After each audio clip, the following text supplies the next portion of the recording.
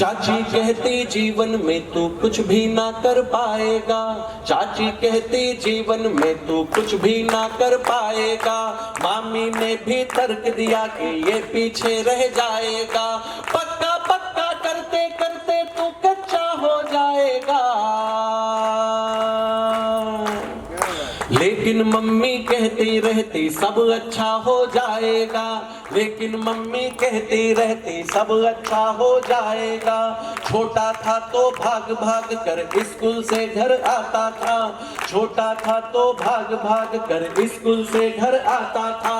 कभी कभी तो दो दिन तक स्कूल ही ना जाता था। चाची कहती जीवन में ये कभी नहीं पढ़ पाएगा, मामी बोली ये तो जंगल जाकर ढोर चलाएगा। बहुत बढ़िया, बहुत बढ़िया।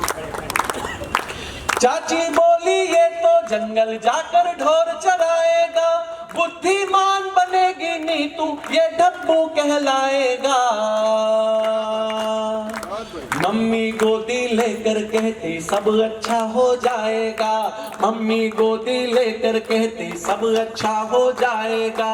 फिर एक दिन मम्मी की आंखों में थोड़े आंसू आए, फिर एक दिन मम्मी की आंखों में थोड़े आंसू आए। दुख और भाव उदासी वाले उसके चेहरे पर छाए।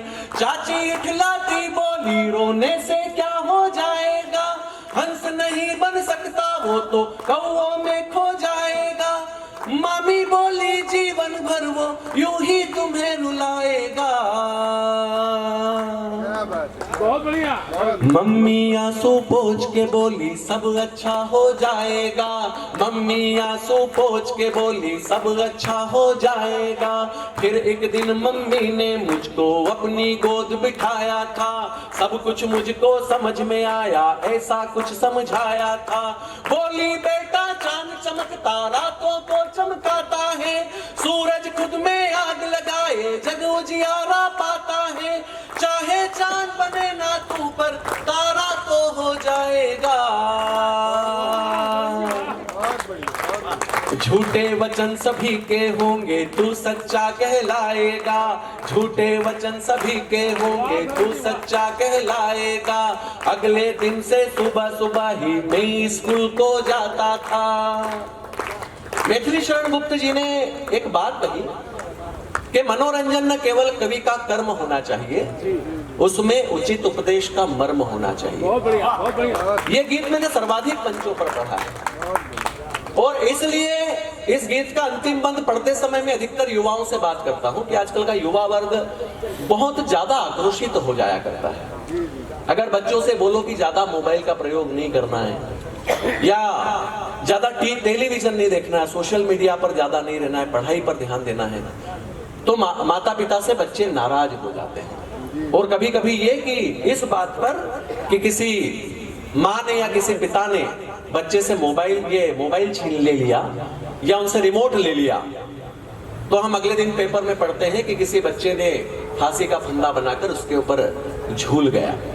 मेरे युवा दोस्तों, एक बात सुनना कि जितना भला आपका आपके माता पिता चाह सकते हैं, उससे ज्यादा भला आपका दुनिया में कोई नहीं चाह सकता। ये बात लिख कर रखें।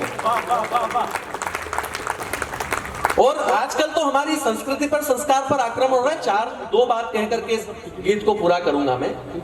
ये हमारी बेटियां जो हैं, हमारी बहनें जो हैं, इनके ऊपर जो अधर्मी हैं वो आंख लगा करके बैठे हुए हैं।